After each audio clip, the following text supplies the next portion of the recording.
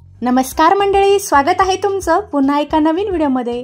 रोज रोज स्वयंपाकामध्ये काय बनवायचं हा नेहमीचाच प्रश्न, आणि बनवलं तरी त्याच चवीच्या भाज्या खाऊन बोर होतं। आज वाटलं की काहीतरी वेगळा बेत करावा, तर आज मी मस्तपैकी असा खानदेशी बेत बनवते। चव जिभेवर रेंगाळत राहील असा चमचमीत बेत आहे, आणि हा बेत खाण्यासाठी तुम्हाला खानदेशात जाण्याची अजिबात गरज नाही।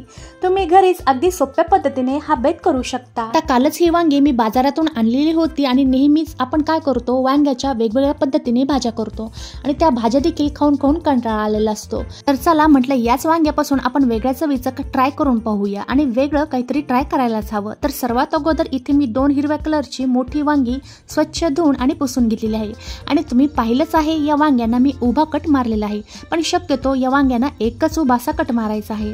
आता एका वांग्यामध्ये मी 7 ते 8 लसणाच्या पाकळ्या अशा खोचून घेतलेल्या आहेत, म्हणजे या वांग्यामध्ये हा लसूण असा भरून घ्यायचा आहे। एका वांग्यामध्ये लसणाच्या पाकळ्या भरून झाल्यानंतर दुसरं जे वांगा आहे त्यामध्ये आपल्याला हिरव्या मिरच्या भरून घ्यायच्या आहे।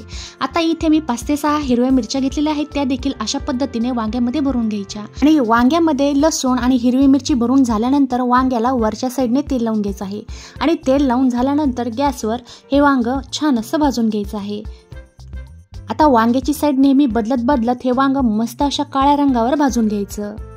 आता काही मिनिटांनंतर तुम्ही पाहू शकता वांग मी मस्त अशा काळ्या रंगावर भाजून घेतलेलं आहे, आणि वांग एका प्लेटमध्ये घेऊन गार झाल्यानंतर काय करायचं आहे, याचं देठ आणि याची साल काढून घ्यायची आहे। आता हे थोडंसं म्हणजे हलकंसं गरम आहे, त्यामुळे मी काय करत आहे, चाकूच्या सहाय्याने याची देठ कापून घेतलेली आहे, आणि नंतर लगेचच याची साल काढून घ्यायची आहे।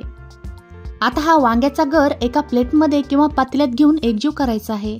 तर तुम्ही पाहू शकता यामध्ये मिरच्या देखील आहे, मिरच्या देखील व्यवस्थित अशा वाफवल्या गेलेल्या आहेत, आणि लसूण देखील वाफवलं गेलेलं आहे। आता इथे मी ग्लासच्या सहाय्याने हा जो गर आहे आणि ज्या मिरच्या आहे ते पूर्णपणे या वांग्याच्या गरामध्ये एकत्र करत आहे। तुम्ही पाहिजे तर खलबत्त्यात किंवा लाकडी जी बडगी असते ना त्यामध्ये घालून केलं तर भरीत एकच नंबर लागतं, म्हणजे खूपच चवदार असं लागतं। आता वांग, लसूण आणि हिरवी मिरची एकत्र करून झाल्यानंतर लागले हाती इथे मी कांदा, टोमॅटो, हिरवी कोथिंबीर आणि कांद्याची पात देखील बारीक कट करून घेतलेली आहे। तुम्हाला पाहिजे तर तुम्ही इथे लसणाची पात देखील टाकू शकता।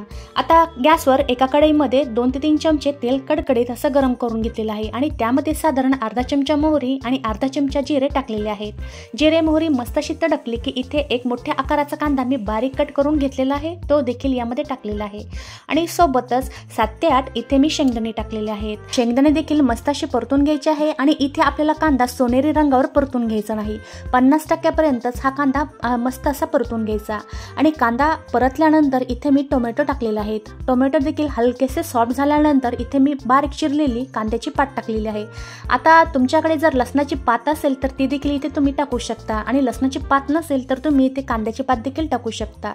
आता सर्व छान परतून झाल्यानंतर इथे मी 4 ते 5 हिरव्या मिरचीचा ठेचा टाकणार आहे, आणि सोबतच थोडंसं आपल्याला इथे शेंगदाण्याचा कूट घालायचा आहे। आता हे देखील यामध्ये चांगलं मिक्स करून घ्यायचं, आणि पुन्हा 1 मिनिटासाठी चांगलं परतून घ्यायचं।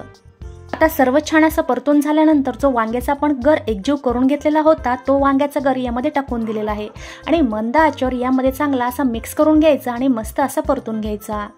आणि सगळ्यात शेवटी मीठ आणि थोडीशी कोथिंबीर टाकून हे पुन्हा एकजीव करून घ्यायचं आहे। तुम्ही म्हणताल की आम्हाला काय भरीत येत नाही का, तर हे वेगळ्या पद्धतीचं खानदेशी पद्धतीचं भरीत आहे। आता हे गरेदार वांग, शेंगदाण्याचा स्वाद, त्याला कांद्याच्या पातीची साथ आणि लसणाची फोडणी असलेलं हे भरीत खायला खूपच अप्रतिम असं लागतं। आता काही मिनिटांसाठी हे भरीत परतून घेतल्यानंतर गॅस बंद केलेला आहे, तर जिभेला तृप्त करणारं हे भरीत आपलं इथे तयार झालेलं आहे। तर अस्सल चवीचं म्हणजेच खानदेशी चवीचं आपलं हे इथे भरीत तयार झालेलं आहे, पण जो बेत आहे ना तो पूर्णतः इथे आपला तयार झालेला आहे।